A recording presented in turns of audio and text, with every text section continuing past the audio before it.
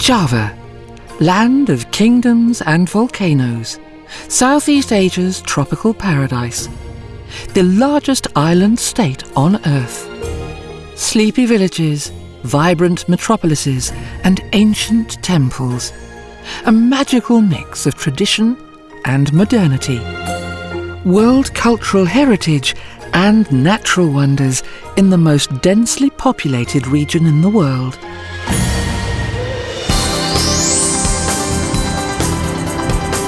Welcome to Jakarta, the exotic and mysterious capital of Indonesia.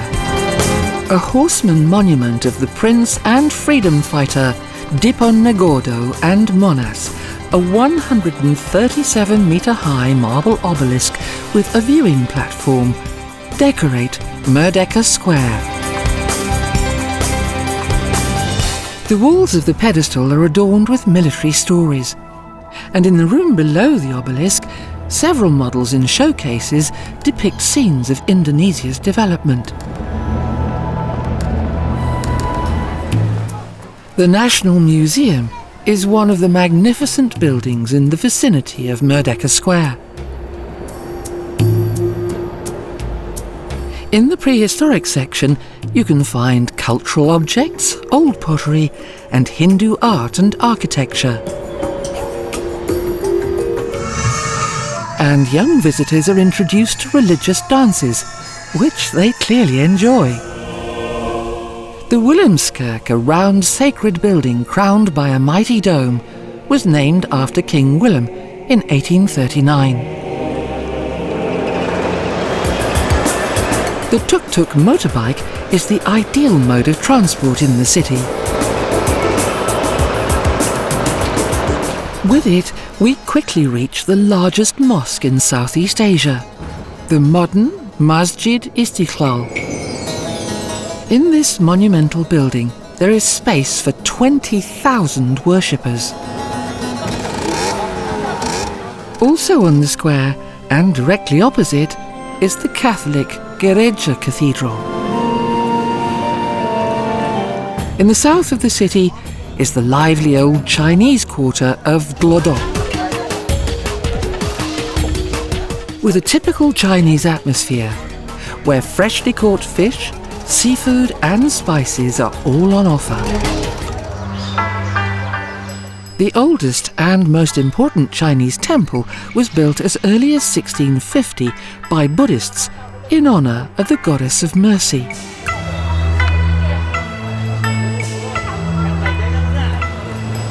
Kota is the historical center of Jakarta and is considered a highlight for tourists. The colonial atmosphere around the central marketplace of Taman Fathahillah is fascinating for all who visit it. The Ceramics Museum, housed in the former Court of Justice, forms the east side of the square.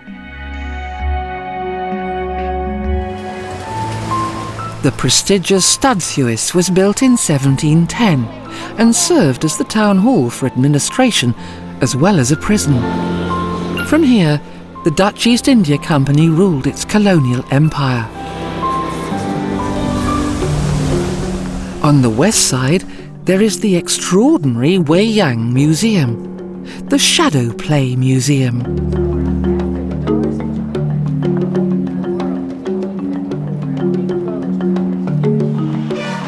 Around the big square, many cabaret performers try their luck. Gereja Sion reminds us of the lesser-known minority of black Portuguese inhabitants. The church is a relic of the perished Portuguese Empire. To the north lies Sunda Kelapa, the oldest port in Jakarta. The fishing port of Pasar Ikan is one of the biggest and liveliest in the city. It is a microcosm for animals and humans and is to this day still an odour-intensive experience. The world's largest fleet of seafaring cargo ships is anchored in another part of the port.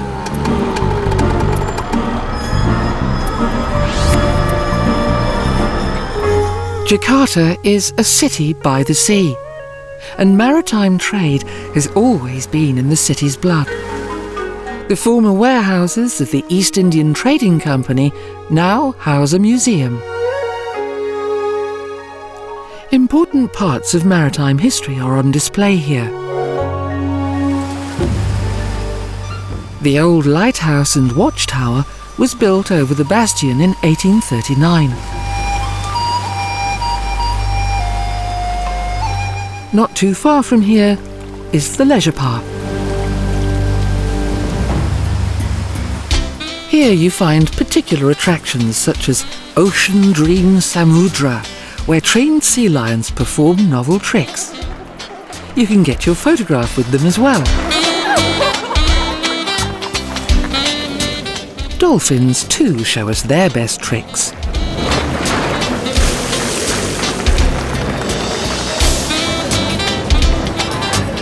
Pure action is the order of the day with the scorpion pirates. And finally, a visit to the underwater theatre, which is sure to be unforgettable. At Pasar Seni, you can admire handicrafts from all over the country and maybe even purchase one or two of your favourite items.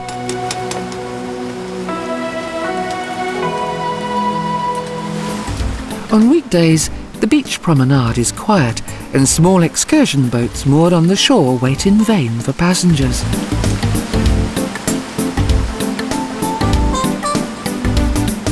This is the ideal time for an interesting ride by gondola around the Taman Impian Jaya Ancol area. The beautiful Indonesia in Miniature Park is located on the southern edge of the capital, Jakarta.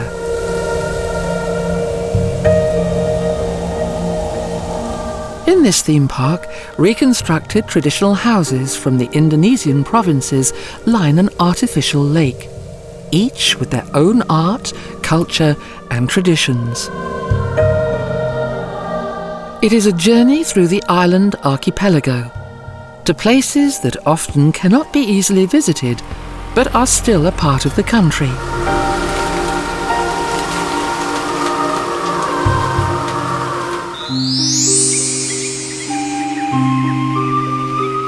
Bogor lies to the south of Jakarta. The famous zoological museum is right beside the entrance to the botanical garden. On display is an extensive collection of species and rare exhibits of native animals.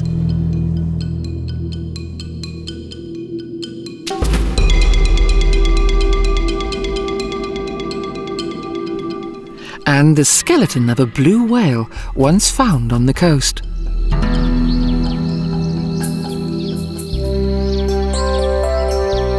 The kings of Bogor were already distant history when the Baron von Imhoff had a country estate built here and the Dutch discovered the region.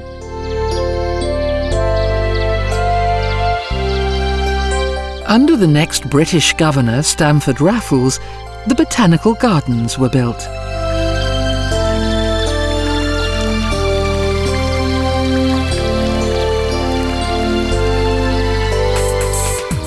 In 1817, a German botanist was commissioned with the expansion of this garden. 2 Englishmen from Kew Gardens assisted him. The first governor's palace is surrounded by water lily ponds, whose colourful splendour fascinates visitors.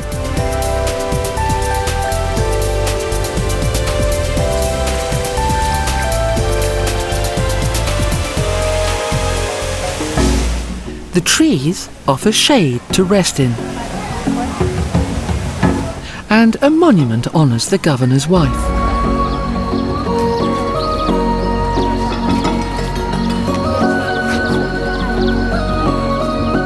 Remarkable roots, old rock formations, and plants of all kinds catch visitors' eyes.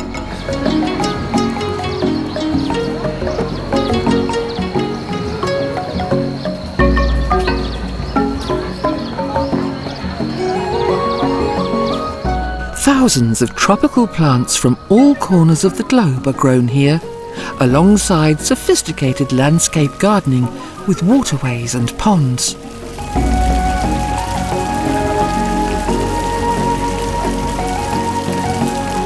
The magnificence of the plants is not surprising, as the garden sits in a picturesque location at the foothills of the Salak, Gede and Pangrango volcanoes, reaching 3,000 meters high.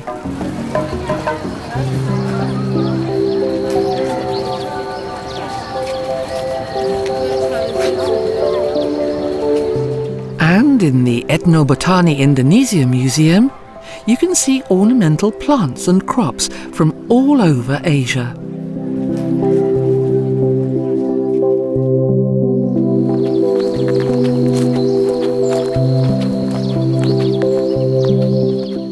Bogor is also famous as the production site of gamelan gongs.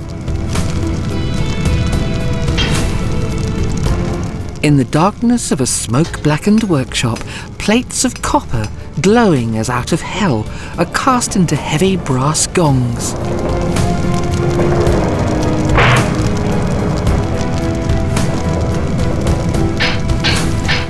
Once cooled, the correct tone is then created with precise brushstrokes.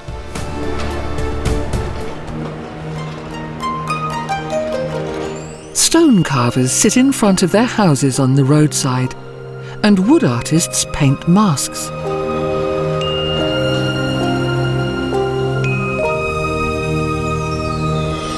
You can also find the Batutulis here. With their ancient Sanskrit inscriptions, these are the inscribed stones. To honour the Sudanese king Siliwangi.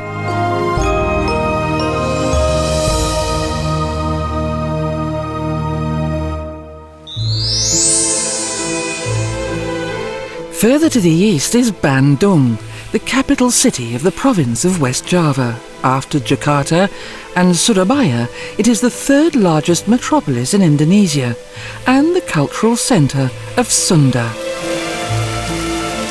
An insignificant place along the old Great Mail route through Java became a centre of the Dutch colonial administration.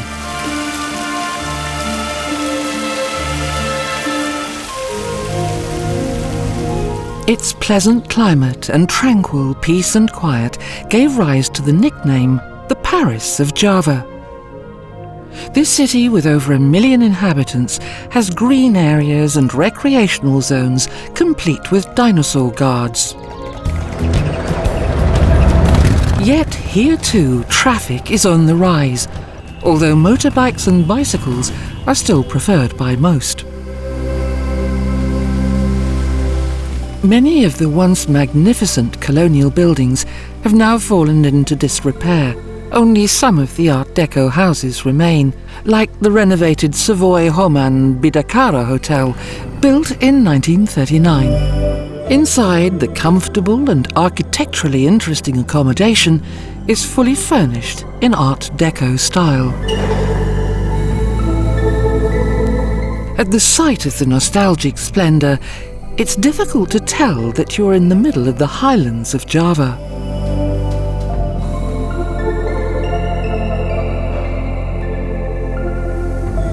Where both Charlie Chaplin and Mary Pickford have stayed.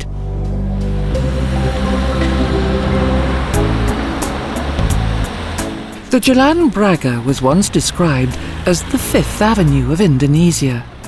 There are still some buildings that have the original architecture from the colonial era.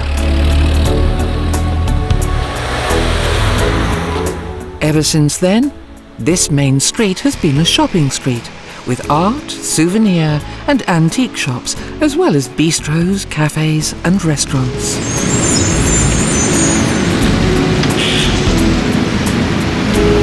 There is also an Art Deco-style cinema here, which is today used as an event space.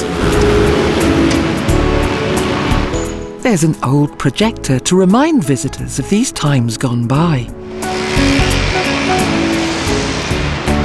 The Freedom Building is also here. the now faded grey meeting place of the Bandung Conference, where the plan to combat colonialism was hatched.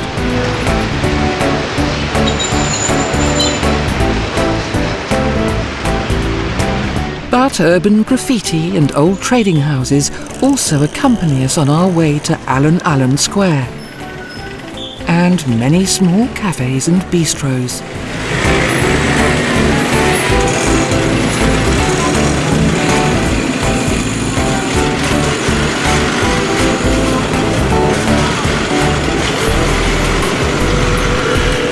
The green-planted square looks like a park, is closely supervised, and is a meeting place for many residents.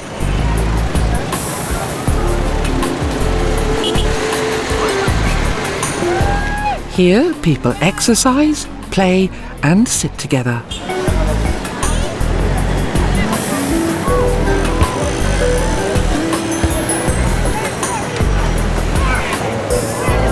The Alun-Alun Square is located right in front of the large mosque Masjid Agung, which is open all day for both worshippers and tourists.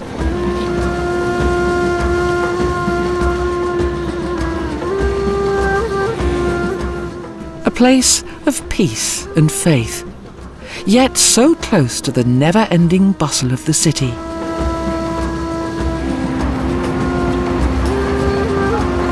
And from the 81-metre-high minaret in the late afternoon, the city looks romantic.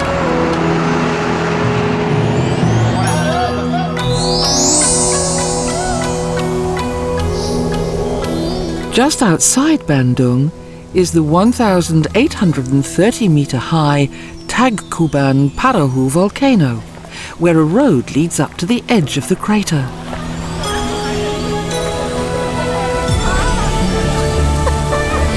The gigantic caldera is fascinating from every angle, and close behind some stalls, paths lead along the edge of the crater.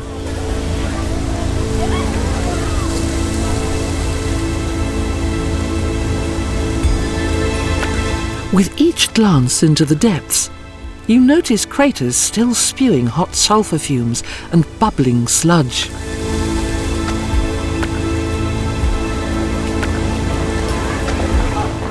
Up above, at the edge of the caldera, more and more visitors arrive throughout the day.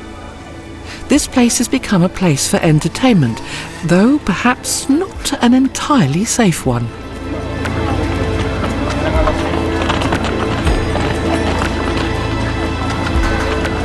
In the biggest explosion, the once cone-shaped dome exploded, and only in 2013, after lying dormant for almost 30 years, did it erupt again.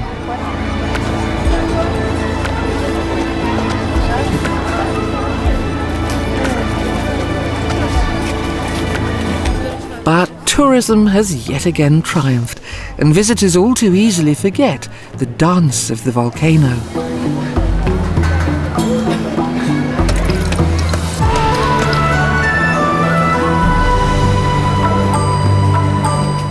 A rather strange situation.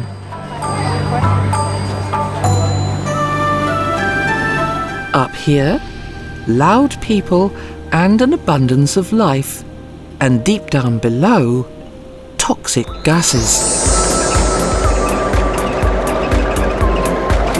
The journey continues past the sprawling tea plantations, where the tea leaves harvested are processed straight away. The once British companies were brought under ownership of the Indonesian state in 1971, but the green hills were preserved and tea production continued to boom.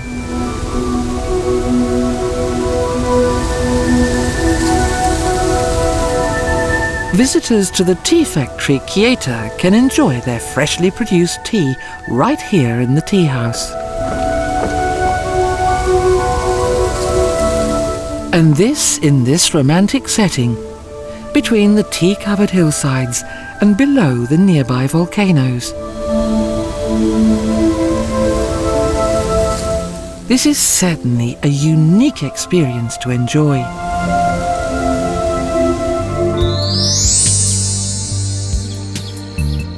Between Between the tea plantations, there's also a popular amusement park with a natural spa, which is created by the Tangkuban Parahu volcano.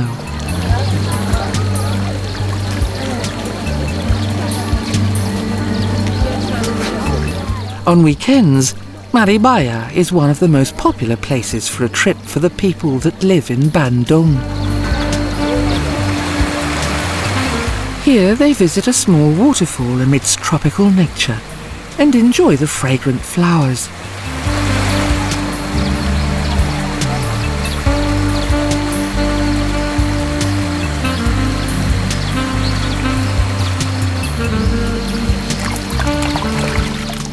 A refreshing dip in one of the water baths may even mask the smell, as the water is full of sulphur and iron.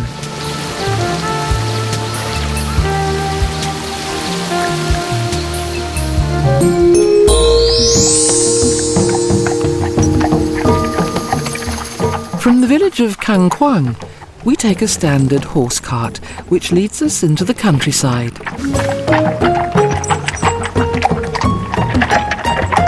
Rice fields surround us on our journey, until we reach an entrance.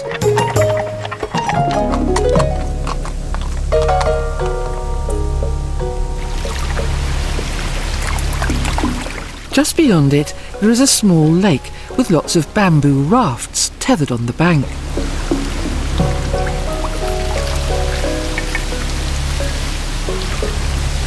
We climb aboard and are already moving again, the helmsman using all his strength to carry us over the lake.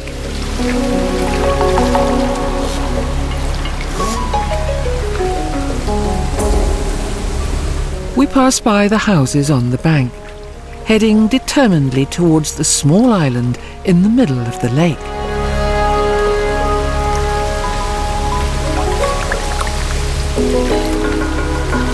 We reach the village, and with one last look at the lake behind us, we can start exploring the island.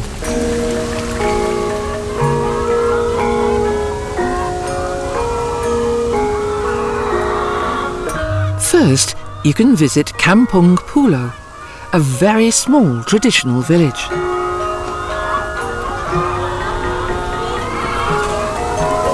A few children happily greet visitors. There are only 6 houses here. All are well kept with small front gardens.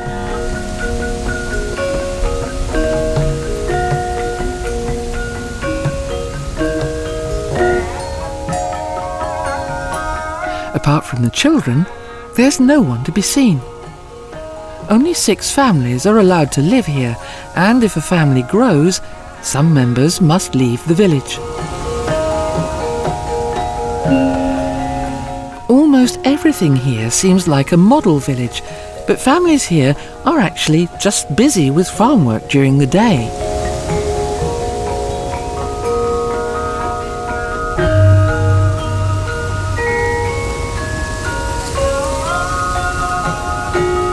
The roofs look like they were built recently. However, the rest of the building work seems to have been carried out traditionally with local natural materials.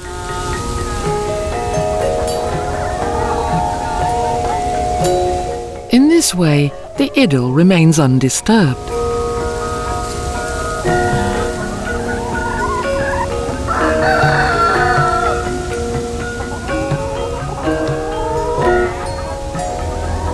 The island's temple sits in the shade of the trees just behind the village on the small hill.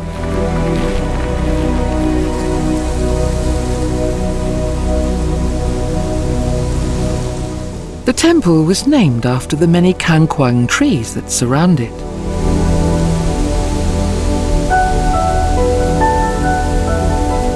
It is the only completely restored temple in Sunda. When it was discovered in 1966, the stones were scattered all around, so that at first glance it was hard to recognize as a temple.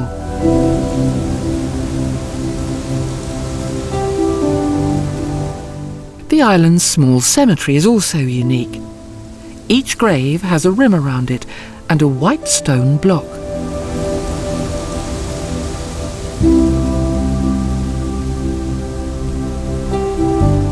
Where the older graves have no boundary, they are marked with a small stone.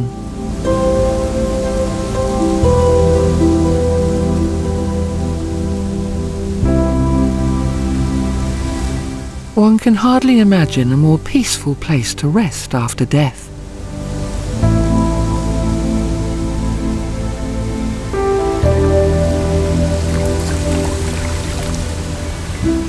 We return to shore with the raft and continue up and down through the hills towards the south. The landscape is fertile, cared for by hard-working farmers, and the lush green rice fields can be harvested several times a year.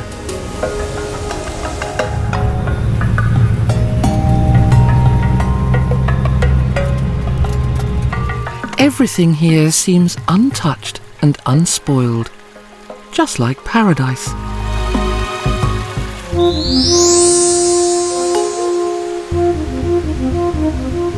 Some small houses on the mountain road mark the entrance to an extraordinary settlement.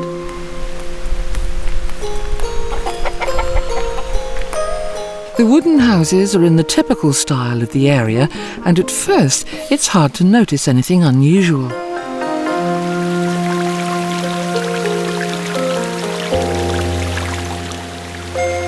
From here, 439 stairs wind down into a hidden valley.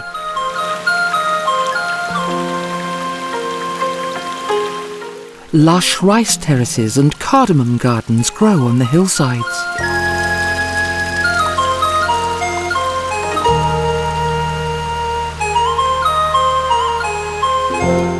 Only as you reach further down can you first see the traditional Sudanese village of Kampung Naga.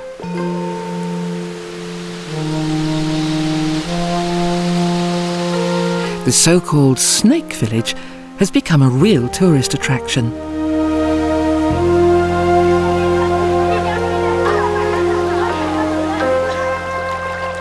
But around 300 inhabitants have still been able to preserve their traditional way of life for 4 centuries.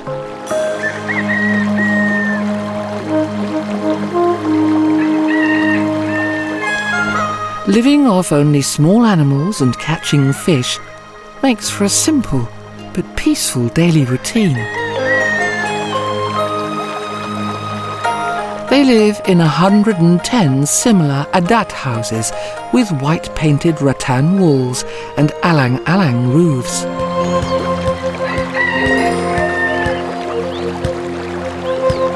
The fish are fed by the children, and the women process the rice grains, whilst the men work in the fields.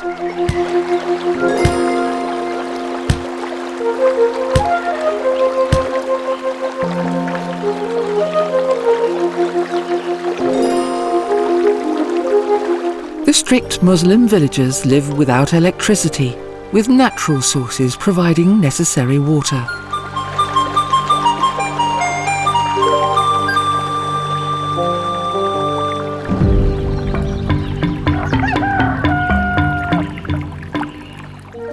The narrow cobbled streets are always clean, with a drain running down the middle.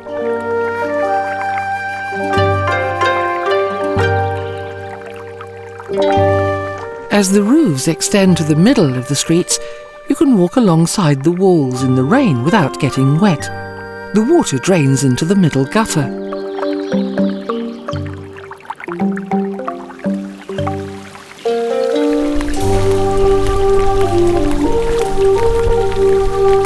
Because of its location, the village is always well protected from tropical storms, but also from being discovered. And so its simple design is quite sufficient, as it never really gets cold here.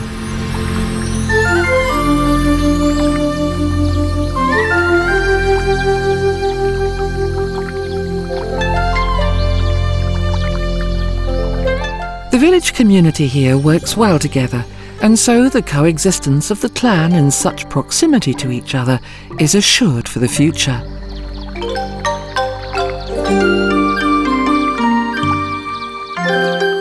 Here too, the village can't grow any bigger.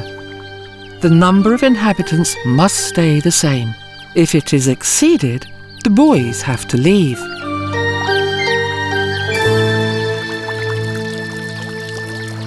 Guides lead their visitors through their village and explain the ancient traditions and social structure of the village community.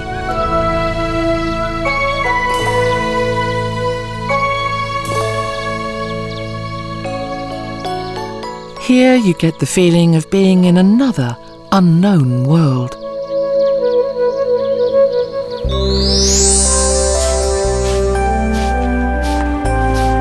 Even further south is Pangandaran, a well-known fishing and beach resort on a narrow land bridge on the coast of the Indian Ocean.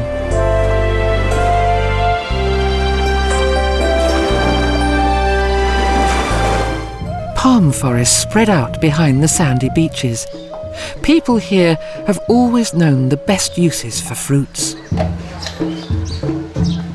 Coconut flesh is produced here.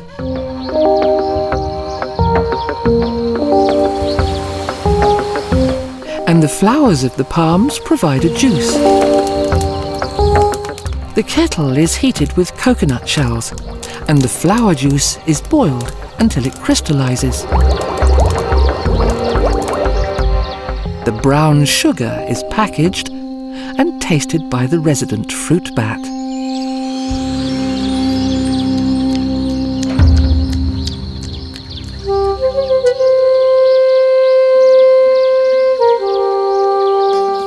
We drive 26 kilometers through the jungle. Here is one of the main tourist attractions of the region, the Green Canyon. The greenish-coloured river flows through an overgrown rocky gorge, ever guarded by wild animals.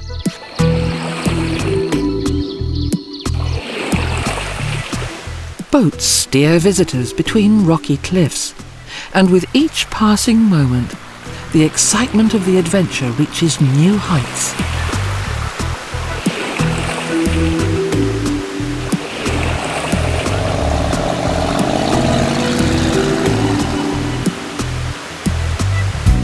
The route back to Pangandaran leads down a smaller track along the river. Fishermen try their luck, and a small bamboo bridge allows the village traffic across the river.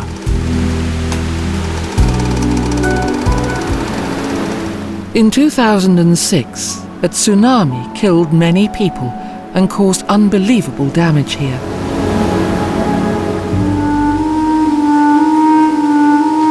The turtle sanctuary also had to be rebuilt. Wounded and rescued animals are nursed back to health in several seawater pools. Only the old entrance gate to the animal sanctuary remains in memory of the catastrophe.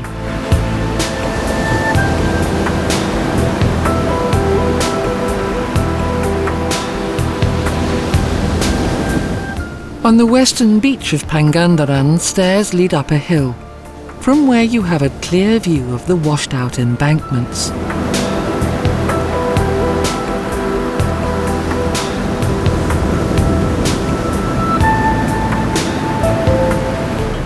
The beaches directly in front of the hotels are also made use of in the rain, as the temperatures here never really get cool.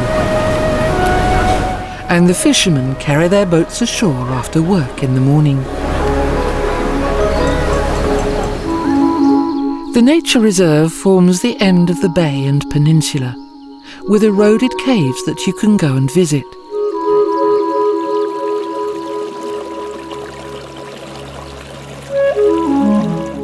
Bats and hedgehogs live here.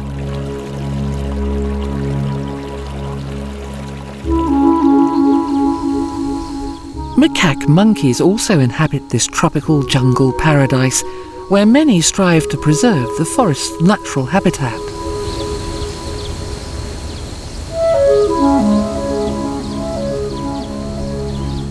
Deer too can be found here, rarely disturbed by considerate hikers.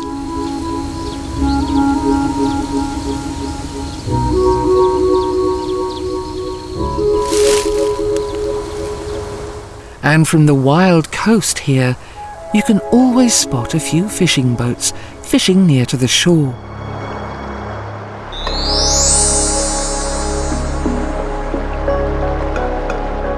We want to begin our next adventure in the nearby village of Kalipukang.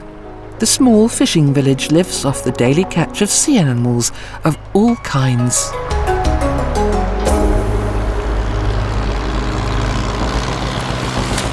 However, recently tourism has found its way here, and small boat owners offer rides lasting a few hours over to Cilacap.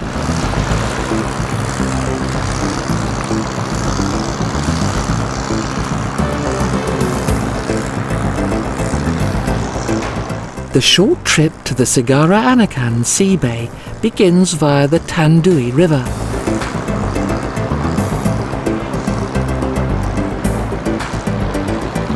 Soon, the river opens up into the Anakan Lagoon, which is separated from the Indian Ocean by the island of Nusa Kambangan, meaning there are few waves here.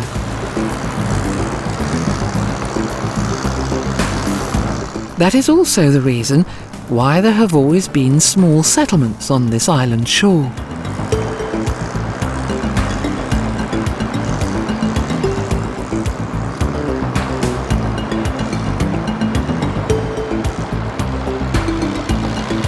Close to these villages, their inhabitants fish from their narrow rowing boats.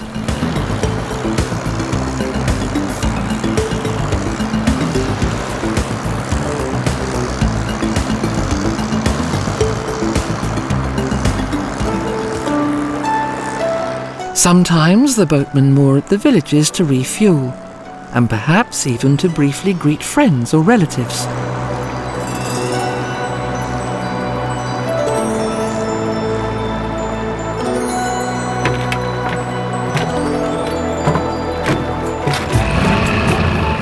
And then we continue on, along the length of the jungle island, which is often referred to as the Paradise Island.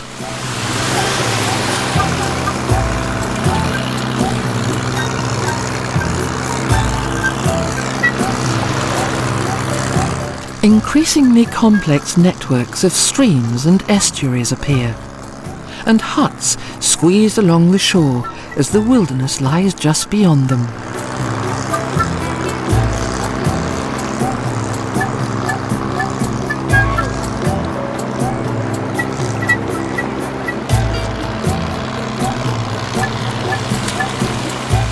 Sometimes we see sections of eroded coastline where people grow vegetables and rice.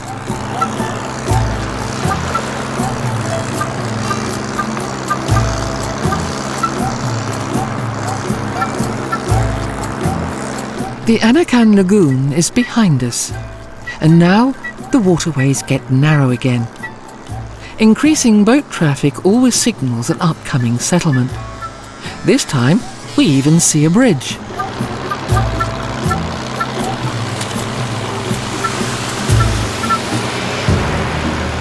This is followed again by loneliness in the middle of endless, impenetrable swamp and mangrove land.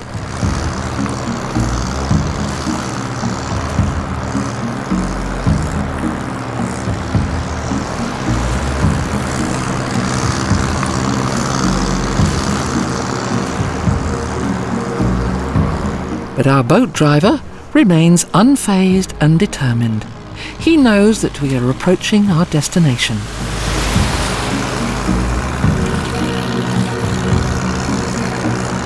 Soon enough we can make out the large buildings of the port and industrial city of Cilacap, and the landing pier stretched out for our arrival.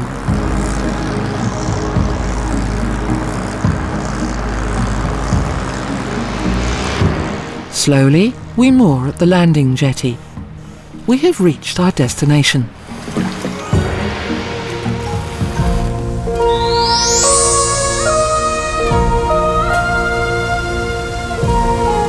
Further to the east, in the geographical centre of Java, is the island Wonosobo, where we can start exploring the Dieng Plateau. In 1917, The Dutchman Mussert founded the Grand Hotel Dieng, whose vintage Dutch colonial era style has been preserved to this day.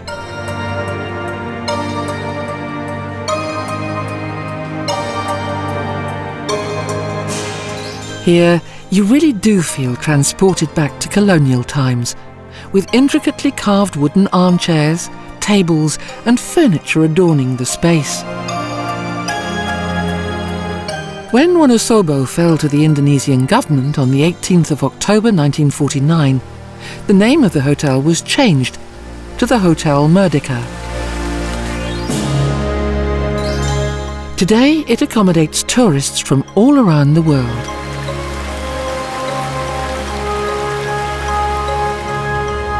In the evening we begin our journey up to the volcanoes. We stop at some point in the darkness and from there begin the ascent on foot up Sinukir Hill.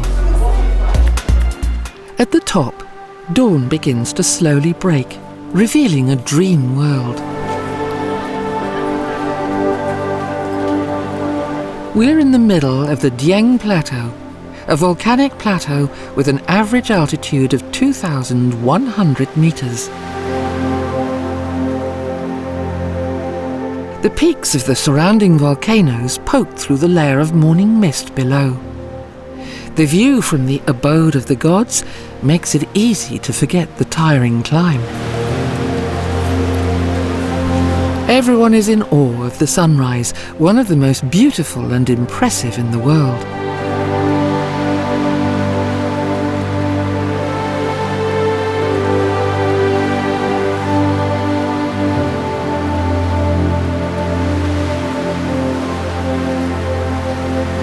It's quite cold up here. You might think you were in Tibet or Peru, but the view alone warms us through.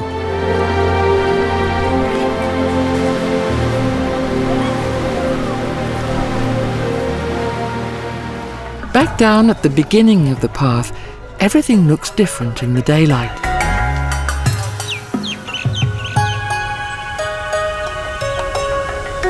Cultivating potatoes and other vegetables is a speciality of this high-lying region.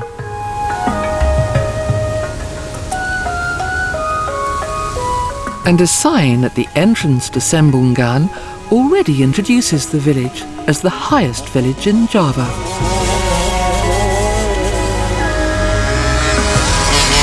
Colourful little houses line the empty street as the hard-working inhabitants cultivate their fields in the morning hours.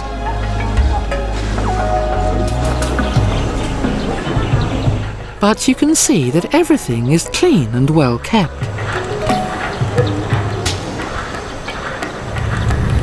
From here, the single road leads to Telaga Pengilon and Warna. These are two picturesque twin lakes. We pass the village of Desa Dieng and arrive at the main temple. Candi Arjuna is the most visited temple ruin in the shallow swamp caldera of a volcano.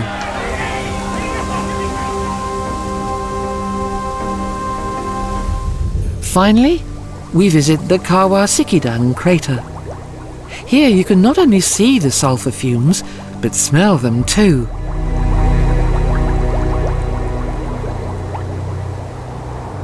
Everywhere thick smoke rises from crevices and boiling hot, stinking, sulphurous water erupts from porous rocks.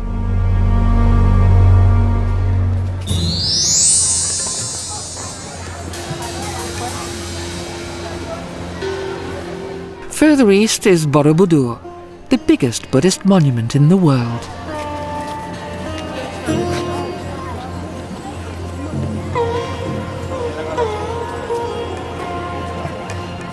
The princes of the Shailendra dynasty ruled here in the 8th century. It was a small kingdom that drew its great wealth from agriculture.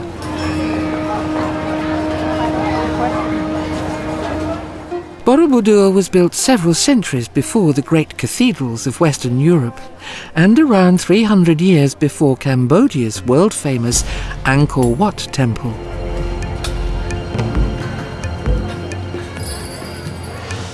However, this stepped pyramid has no interior and therefore did not serve as a temple. Borobudur reflects the three cosmic spheres of Mahayana Buddhism.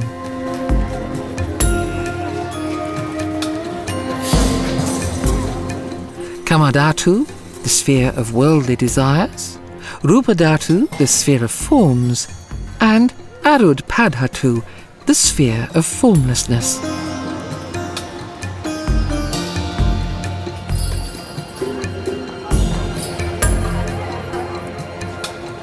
Like a mandala, the square base supports 6 platforms, each decreasing in size, and 3 round ones above them.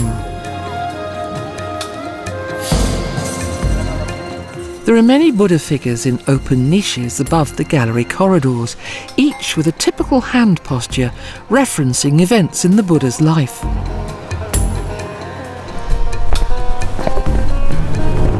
The lowest terrace mainly depicts scenes of war and combat, of sin and vice.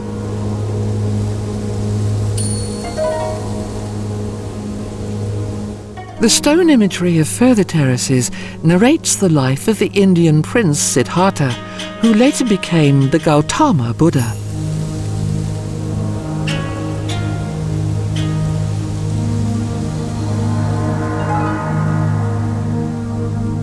This meditative pilgrimage leads symbolically from the lowest levels of human life up to nirvana and complete peace of mind. From a world of desire to a world of spiritual perfection.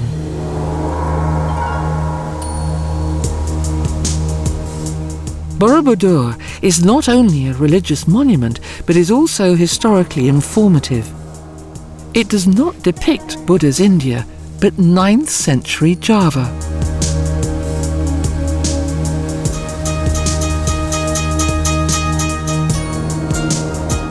Borobudur is the work of several architects and has been redesigned 4 times.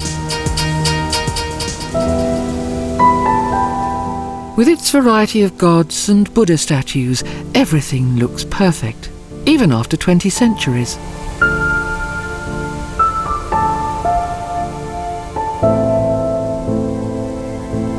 Once the pilgrim enters the corridors, he's completely cut off from the outside world and can dedicate his full attention to the 1,460 relief sculptures. In a clockwise direction, visitors can follow a 5-kilometre-long picture book from bottom to top.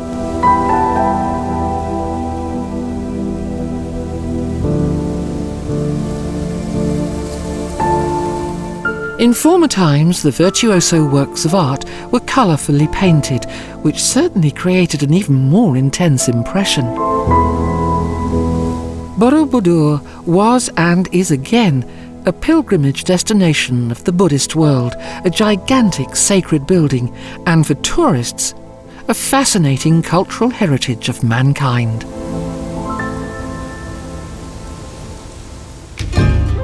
Java is the melting pot of the nation in which different influences have always come together. In the second part of the journey through Java, we will visit its Hindu-Buddhist past. The royal town of Yogyakarta enchants with the fairy tale magic of the Far East. The traditional shadow play wayang kulit is considered the oldest form of theatre. And the Ramayana ballet depicts the story of Rama through dance. The 9th century temple of Prambanan is the largest Hindu temple complex in Southeast Asia.